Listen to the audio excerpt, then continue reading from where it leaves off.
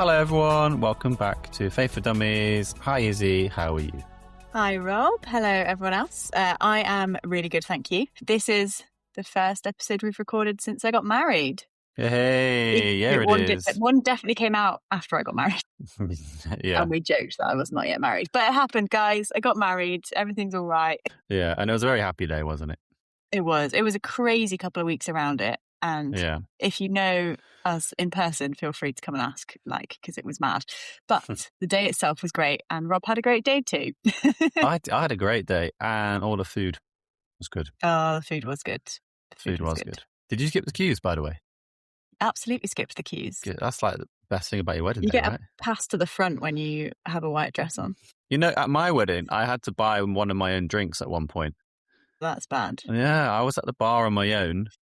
I mean, I think I said, do grooms get... I can't remember if I asked if they get a discount or free drinks, but they're like, no. I was like, okay. Oh, that's so sad. I didn't go to the bar at all because people just kept buying me drinks. And when I say buying me drinks, they were buying me lemonade, just to be clear. Yeah, I was driving. So It was good. It was a good day. It was really hot. It was really fun. I danced a lot. That was good. Great. So I'm doing well. Yeah. And I think going to a wedding without kids meant that I was actually able to listen to what was being said for the first time in a little while. I was like, oh yeah, this is what a wedding is. This is what church is like. Yeah, that as well. Nice. Oh, I'm glad you guys enjoyed it too. Yeah, it's great. Anyway. Have you got any dummy moments from the last couple of weeks, Rob? Yeah, I've just got one little one. And it's only really funny because the other week I told one about a smoothie incident that happened. Where you blended a spoon. Well, I didn't, but yes, that's right. A spoon got blended. I was walking past the room I'm in currently, and the tumble dryer was going, and I could just hear this bang, bang, bang, bang, bang, bang, bang. And so I had a look at it, and there was a teaspoon in there. Oh, was that Adele again, or was that one of your kids? I don't know. I mean, best bet is probably the kids, but I wouldn't put past any of us to have done that, to be honest. Nice. Yeah, so nice. I took it out, obviously, but there you go. What about you? Any dummy moments? I mean, probably lots that I just can't think of, apart from the fact that we were meant to take loads of cake home with us and someone just threw it all in the bin. So no, who was that? Because I spent ages doing that. Well, no, that was the event person, because nobody took the box of cake for us to put in our car. So it was left at the end, and they can't keep anything perishable. So she had to throw it away. And I was like, no, my cake. So I might have to ask our friend Hannah if she'll make me another cake. Because I got like 2 bites of cake. Hannah, if you're listening, please offer Izzie and George another cake. Make me another cake. I will pay you. Anyway, nice. My dummy moment is just that. So our honeymoon was like a bit mad and crazy with things like honeymoons having to be cancelled and rebooked and things going wrong. And like I said, ask me in person because it's not a story I'm going to tell on here. But one of the dummy moments I had was eating seafood on the final night. And the final night of my honeymoon, which should have been nice and restful, thinking about going back to work the next day, should have got a really good sleep. No, I was throwing up. Oh, no. And I knew I would, because I knew as soon as I was eating the seafood that something was going to go wrong. You know, when you just get that feeling when you're eating something, you're like, I don't know if my body's going to agree with this, but I really like it, so I'm just going to keep eating it. So yeah, that was fun. Do you think the seafood was off? Well, it was mussels, and mussels are always a little bit... You can get sick from them. So I don't know. But yeah. Have you complained and said I got poorly? No, I haven't complained, because I'm not sure. I don't know. Is it their fault when it's like a food that can sometimes just make you sick because of what it is? I don't know. Anyway, that's my dummy moment, is I threw up on the last night of my honeymoon. It's pretty dumb, pretty sad. What are we looking at today, Izzie? Today, we thought we would talk about evangelism. I think we've covered it in some ways before, right? Because we've talked about sharing the gospel, that kind of thing. But I recently read a book it's called Mere Evangelism, which is based on one of C.S. Lewis's books. But it's all about evangelism before evangelism. So he calls it pre-evangelism. And basically the point that evangelism in its kind of definition is telling people the good news of the gospel. But basically what he says is it's really hard to do that, especially in this day and age, because people don't just want to hear that, and they aren't preconditioned to want to hear anything about religion or the Bible or Jesus. And so what does it mean to kind of prepare people for evangelism, or to get into a better place for it before we actually are trying to directly share the gospel? Does that make sense? Yeah. Okay. So I wonder I don't know if this is true for you, because you went to church a lot before I did. But when I first became a Christian, I felt there was a lot of stuff that I believed about the world and about creation and about morals and people that I really had to unlearn that and kind of get back to a neutral place before I could learn about Jesus. So it wasn't just like, oh, I no longer believe in this, I now believe in Jesus. It was like, I've got to really question why I believe that. And that's kind of what he talks about in this book. So he basically talks about the fact that often nowadays, we can't just launch straight into, here's the truth of the gospel.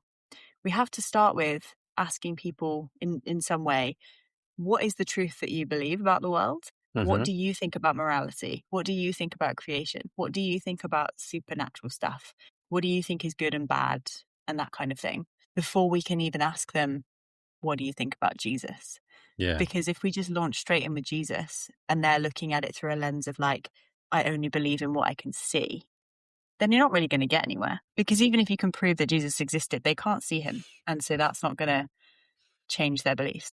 But I wondered, like, have you ever had any conversations with people where you were like in a position where you were trying to tell them about Jesus, or you thought maybe, this is somebody who needs to hear about the gospel, but I just can't even think of a way in, and therefore I'm just not going to share it?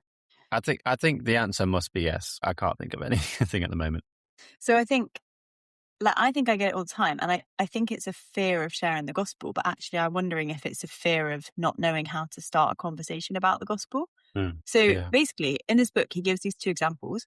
One of them is the woman at the well and how Jesus doesn't start by just telling her that she needs to repent.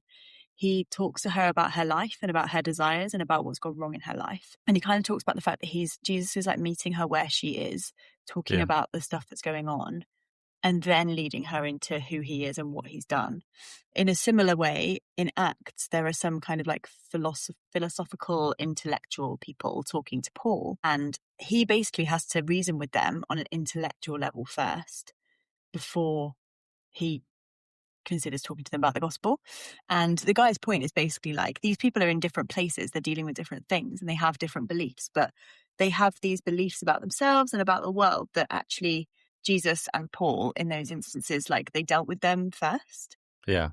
We don't really live in a world now where people are in the place where they were in the Bible. So we often come up against people who don't even believe in the spiritual realm at all, or who don't consider religion to be part of their life at all. So it's not just, oh, which religion should I follow or which God is real? It's there isn't a God at all. And I think that's a very different place to be in. So often in the Bible, they start conversations by like talking about the beliefs of the people, but we can't really do that anymore because often people just aren't believing anything. Does that make sense? Like we're in a very different world. Yeah, you've actually just reminded me of a Bible verse. I did have to Google where it is, but in 1 Corinthians chapter 9, verses 22 and 23, it says, this is Paul speaking, to the weak I became weak to win the weak. I have become all things to all people, so that by all possible means I might save some.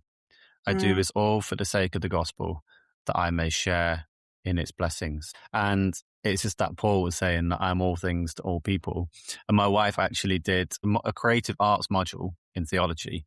And she had this verse and she had like Jesus in all different cultural outfits on a page and was like, this is Jesus to all these people and stuff. And I think that's kind of what you're saying, isn't it? Yeah. Just the idea that actually we're going to have to meet people where they are at. That's it. And that isn't just like, oh, let's have a quick conversation about football and then, a quick conversation about creation and then we'll talk about Jesus. It's like, you might have to have some like, maybe you're an intellectual person who likes debating. And as long as you can do that in a kind way, like you might have to have some like conversations where you are challenged as well as them, and where you both go away and you look into something so that you're coming at it from their point of view where they want to meet you. But it could be different things. It doesn't just have to be an intellectual thing. But just the idea that people are not necessarily in the place where a lot of the kind of old evangelism books would be like, here are 3 points you can tell someone about the gospel. And nowadays it's like, you've got to be careful you're not going to get arrested when you start talking about the gospel, let alone like just being able to launch into it. And so the book is quite long and I just picked a couple of things that might help. So there's like a few different tips he gives basically to help us be able to start these conversations. So the pre-evangelism and then evangelism itself. So one of them is basically about our own adoration and wonder about God. He talks about how there's misery-based evangelism and joy-based evangelism. So misery-based being like, you're going to hell, isn't life awful? Don't you want someone to rescue you?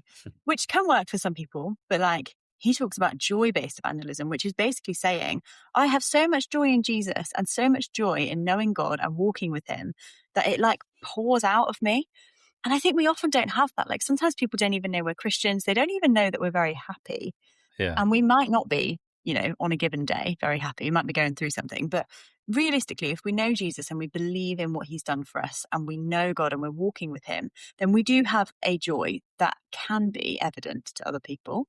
Yes, I agree.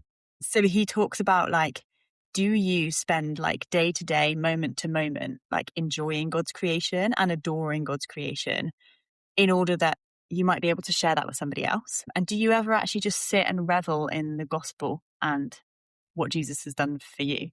I don't know. Do you ever find that you're doing any of like, I don't feel like I do that day to day, moment to moment, where I'm like, what's bringing me joy today about Jesus?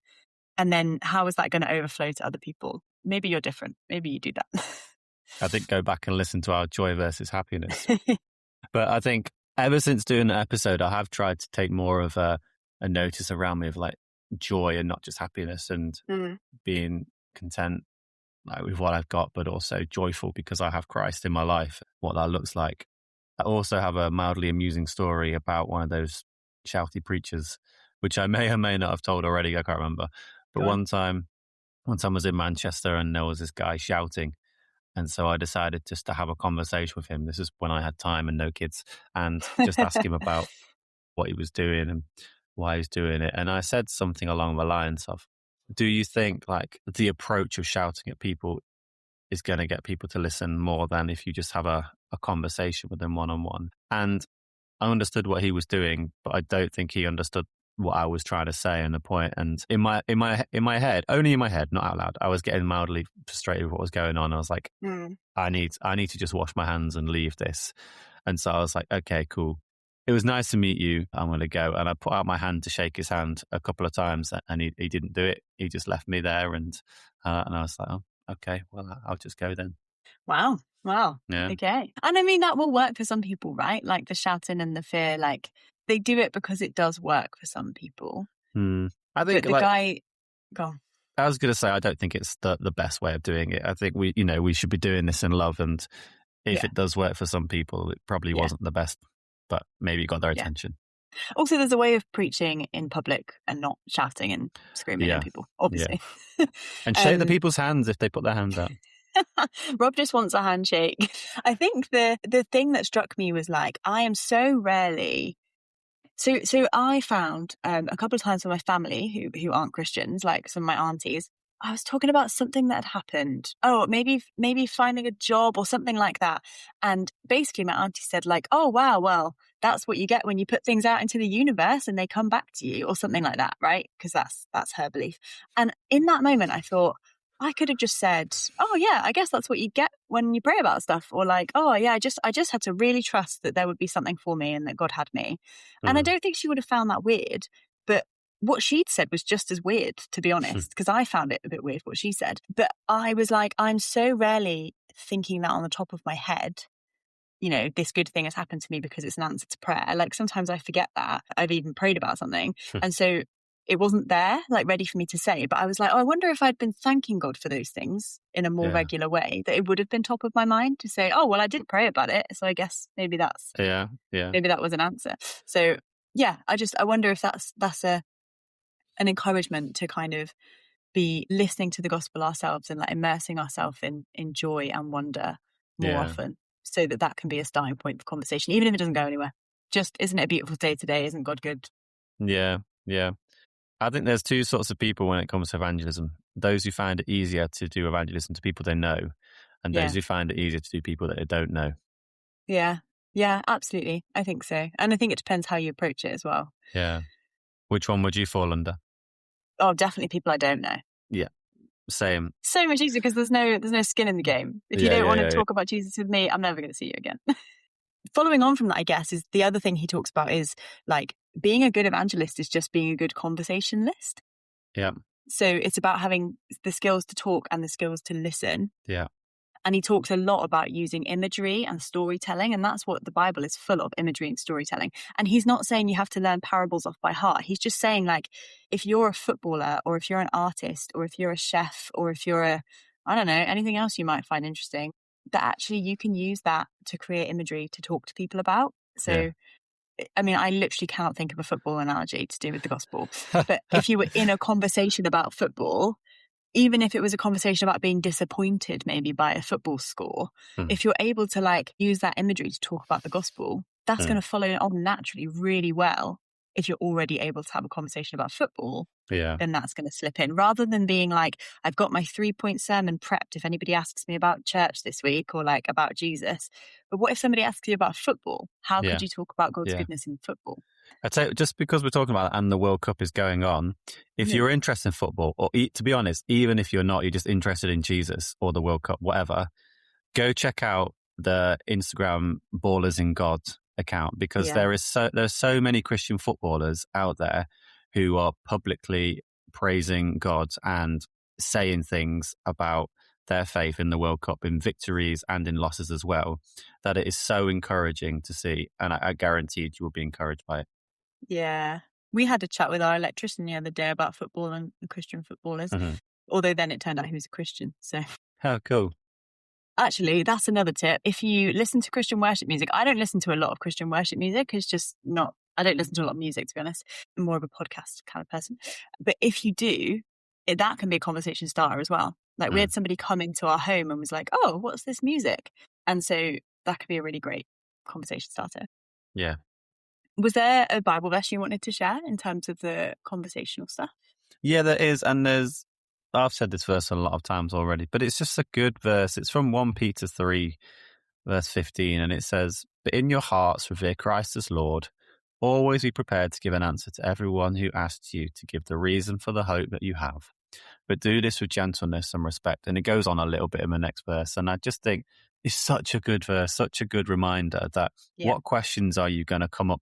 What predictable questions you think? You can't obviously have an answer for everything, but someone says, why are you a Christian? You should be able to give a reason just like that.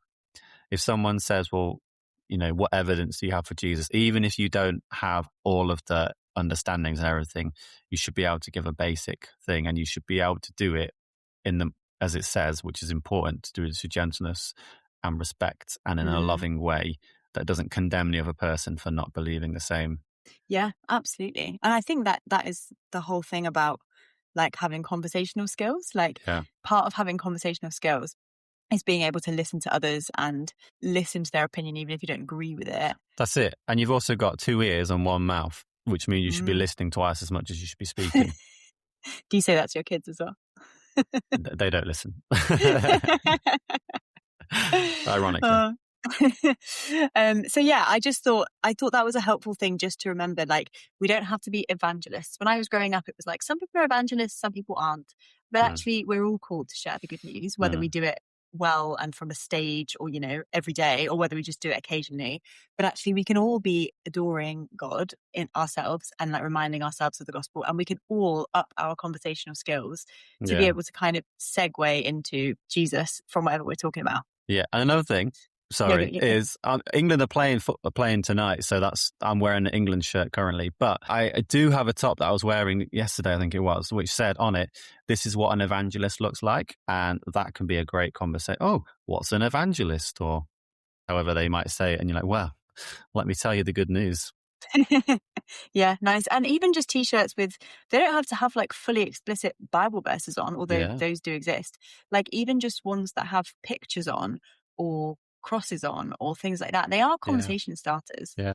And the same with like tattoos and jewelry and stuff like that. There was one person at your wedding who I was asking about their tattoo, and they said, oh, it's based off how there's a table with lots of different types of chairs on it. And they said how everyone's always welcome at the table for eating. I've just butchered that explanation, so sorry. But I thought it was really good. It stayed with me. I thought it was really nice. Do I know that person? Probably. She was friends with Trina. She wore an orange dress. Yeah. I know who you mean. That's my friend Becky. I don't know if she's listening to this. Hi, Becky. Yeah. Oh, that's so cool. I don't think I've seen that tattoo on her. Anyway. Yes, things that we wear as well can start a conversation, basically. And the only other thing, which I won't labour for long because we're going to run out of time, but he talks about being really aware of what your specific opposition and insecurities are going to be. Yeah. So it's good for us to adore God and to revel in the gospel ourselves and to practice our skills, but also to be really aware, like, where does the devil get me down? Is it that I'm really shy? Is it that I don't think my voice is very loud or helpful? Yeah. Is it that people are going to laugh at me? Is it that I'm going to be left out of a friendship group? Is it that people are going to think I'm stupid? Like, that was always my insecurity, is I hated being thought of as stupid or like silly. And when I started telling people I was a Christian, one of the things that some of my friends said was that I was stupid or silly. I mean, they weren't really my friends anymore, were they? But the point being that for them, being smart and intellectual meant not having a faith. Yeah. And having a faith meant being stupid. And that's how I'd grown up in my head as well. And so I've really had to deal with, am I okay to be seen as stupid or silly by some people in order to be able to share the gospel with them, or to at least tell them that I'm a Christian? And so basically thinking, where does the devil attack me most? Where are my insecurities? Where's he going to get in? And what am I going to do to find a way around that so that I can feel really secure in who God is and who he's made me to be, and be able to still share the gospel even if somebody is like tapping into one of my insecurities. I was on holiday once and I had one of my T-shirts that's got like a Bible verse on the back of it, and all of a sudden I became very aware that I was going to wear this T-shirt in front of everyone. At that time I was able to go, you know what, I'm just going to decide to wear it anyway. And just in that moment I remember being very aware of being like attacked in that moment, to think, oh, do I really want to wear this T-shirt?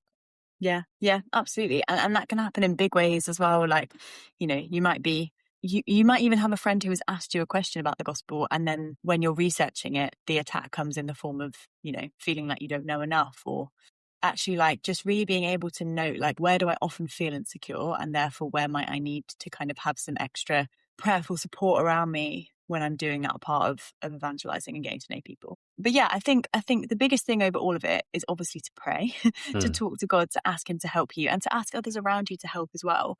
But I think I found the book really helpful. It's called Mere Evangelism by Randy Newman. It's like wordy, but really helpful. And I found it helpful because I think it just took evangelism right back to its roots and right back to, what does it actually mean to tell people about the gospel, and how can we get to a place where we're able to do that, which I just found really helpful if any of you want to read that. Randy Newman, isn't he the guy who sings the Toy Story song? Oh, have I got his name wrong? Hang on, give me a sec. Live dummy moment, people. No, it is Randy Newman.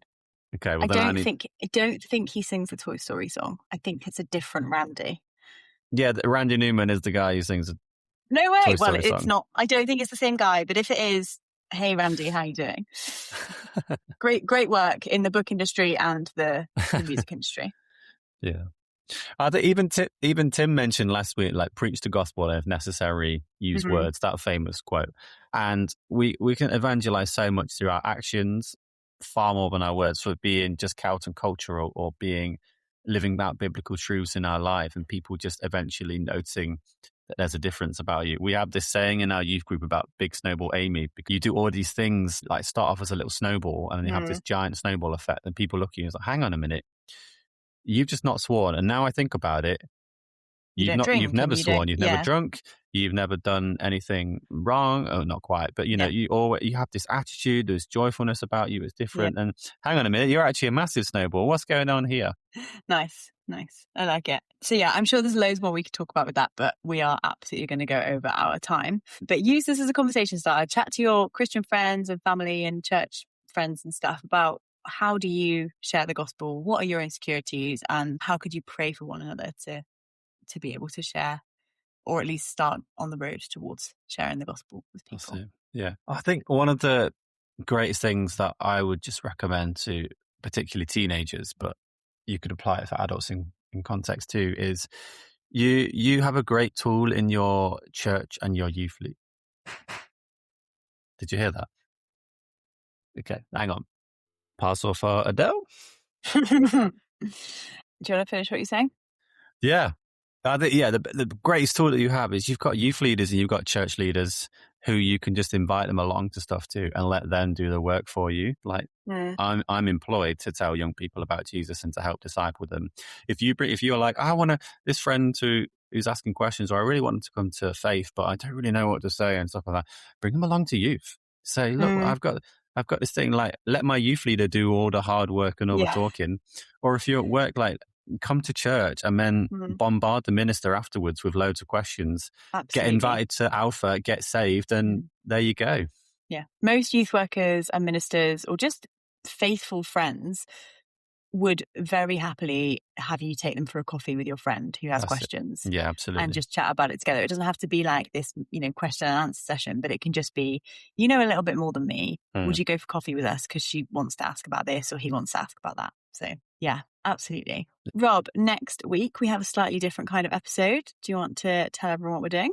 Yeah, we changed the order a little bit again. Yeah, so next week we are giving you the opportunity to ask all of your questions. We've called it dumb questions, but they can be any questions about Christianity, faith, whatever. What's your favorite cheese, stuff like that, and we can answer them all. Hopefully, going to have lots of them. So keep a lookout on Instagram for opportunities to ask them.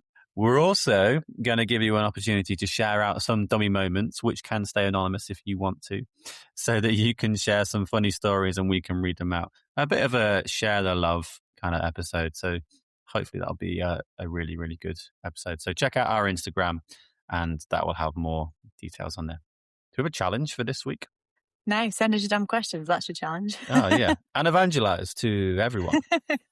Think about the things we talked about in this episode and then send us any questions. And that's your challenge. Apply it to your life. Okay. I will see you next week, Rob. See you next week, Izzie. Bye, everyone. Bye.